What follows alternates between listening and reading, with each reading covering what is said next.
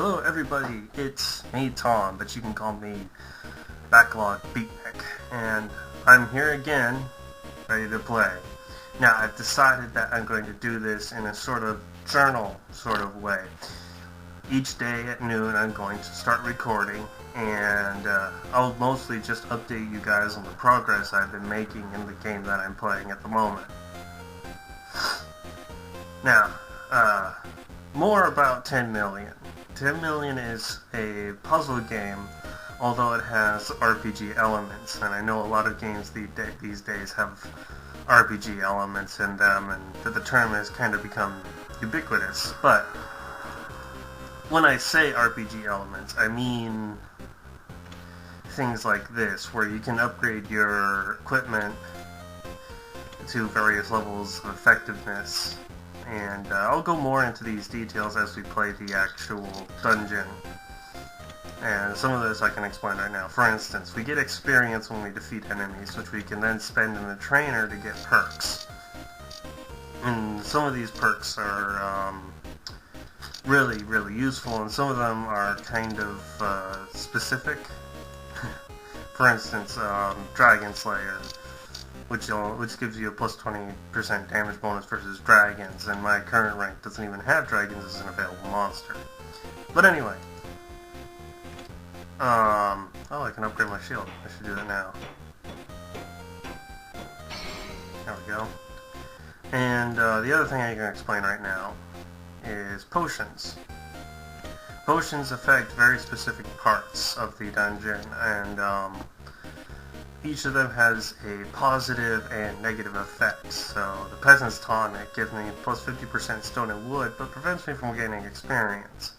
Or the Gambler's Brew gives me a higher chance to crit or special attack with my staves, but gives me less overall damage. These are useful if you want a specific thing at the moment from the dungeon. For instance, if you want particularly to upgrade a building, you're going to want to use the Peasant's Tonic for a few runs. If you want more gold, you'll use the Potion of Midas. But I'm not going to activate any right now since I'm just running in. Anyway, let's show you the dungeon. Now, each time we run the dungeon, we have 3 objectives. And these objectives aren't necessary to survive, but they are, each time you complete one, you get special resources. Some of them are easy, like the Lumberjack 2, or or another one that requires you to open a certain number of treasure chests in one run.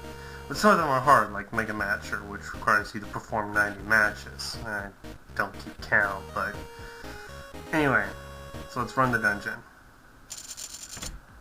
Now, as you run the dungeon, you'll encounter certain things like this golem. And this is combat, so we need to match swords or staves to damage him and eventually kill him so we can continue. You'll notice that the character up top is slowly moving towards the left side of the screen whenever he's stopped by an obstacle. If he hits that skull, the run ends. Sometimes you'll get special items that allow you to progress faster, such as keys, which let you open locks instantly. And sometimes you'll get special tiles, which are like stars, that are wild cards.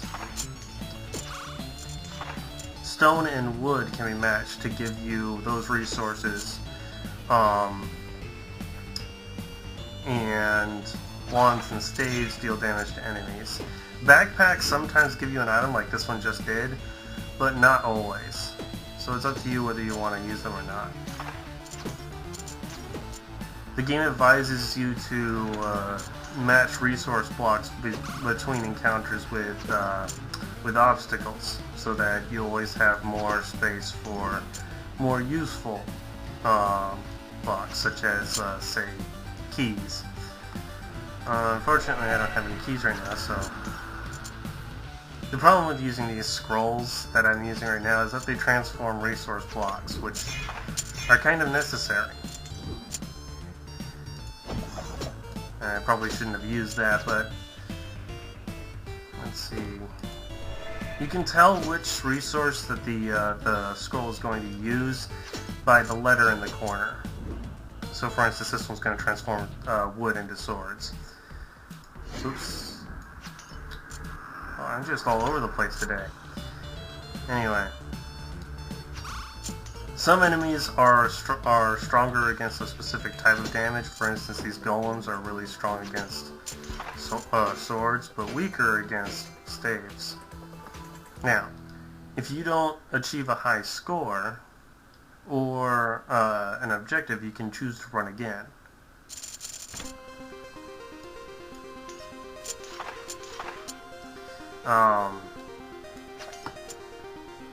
Let's see. Anyway, so one of my objectives is to match 32 wood tiles, which I'm not really aiming for right now, as you can see. Another is to perform 90 matches, which is a lot of matches. So I'm not sure whether double matches count as 1 or 2. I'm hoping they count as 2 because I need all the help I can get.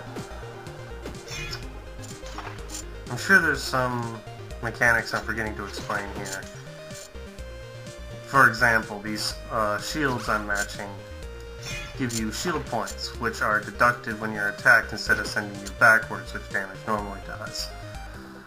Oh, and that was a fairly short run. Let's return home for now.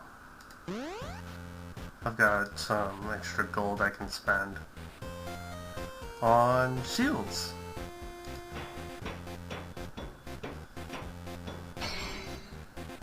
And you'll notice that right now I can't upgrade the shield any further because it says the building level is too low. So let's see how much it costs to upgrade it. And I almost have enough stone there. Whoa, some really bad lag there. I don't know why it's some... Haha! Jump cuts. Okay, so what happened there was I sort of ran out of disk space, and Fraps ceased recording after having some severe lag issues. So I'm back again, and this part of the recording is going to be a bit shorter. So, what I didn't explain before was how armor works. Armor gives you an overall damage reduction, and damage in this game is represented by how far you go back whenever you get hit.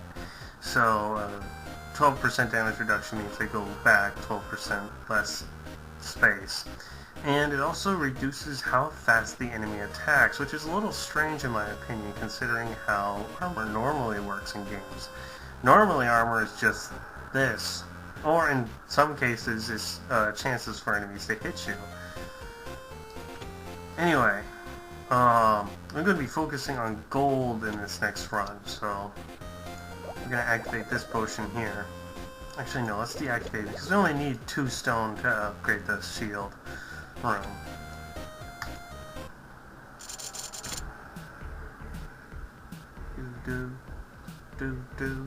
Okay. Yeah. And we want to use staves on these golems. And for these ninjas we want to use swords. I don't know why the ninjas are weak to swords. Maybe they're not used to being attacked directly and the stave is kind of weak against them because of that. But I don't presume to know what the developer had in mind. Speaking of which, I should talk a bit about the development paths for this game, because some of the parts of it are kind of interesting. Oh wow, what a change. The game was developed by one guy over the course of a year, and can't remember his name right now. I'll probably put in the video description or something. Anyway, he developed it over the course of a year, and originally it was for the iPhone and other touchscreen based games. And he mentioned some difficulty when it came to balancing it for the mouse. And in fact, when he was developing it for the iPhone, he actually used a physical board with cards and tiles to determine what the best balance for receiving new tiles was. and this kind of struck me as really interesting because I play a few other games that are like this, like Puzzle Quest, and I always found that the balance of receiving tiles was always a little, I don't know how to put it, but it was always a little sharp, to say. And I'm really pleased by how well this game balances when you get new tiles and what kind of tiles you get. So, bravo! And apparently this game is going to come to the Android, and when he's going to develop it for the Android, he says he wants to... Oh, we're entering the next rank! This is new. So when you get far enough, when you survive long enough in a dungeon, you will eventually reach the next rank of it. Which means that, basically,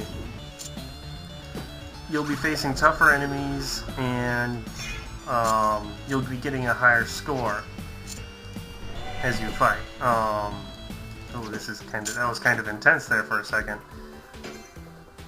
Oh, we got one of our objectives. And now we have to return home because we got an objective completed. And now we have a whole lot of stuff. So let's go upgrade our shield room.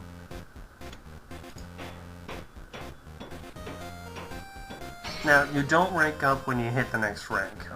You just receive more score and you receive bigger bonuses from everything. And you'll notice that the door to the next rank had 2 locks instead of just 1.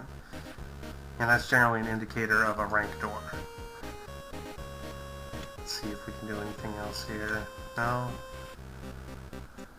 Oh, I didn't upgrade the shield room, I just upgraded my shield. Now you see it says building level 2 low for each of these, so we'll hit upgrade here. And now everything costs a lot of money. We also got quite a bit of... Nope, not quite enough experience. Alright, and I think that'll do it for today. I will see you guys next time, tomorrow, when I update you on my progress in 10 million. Have a nice day.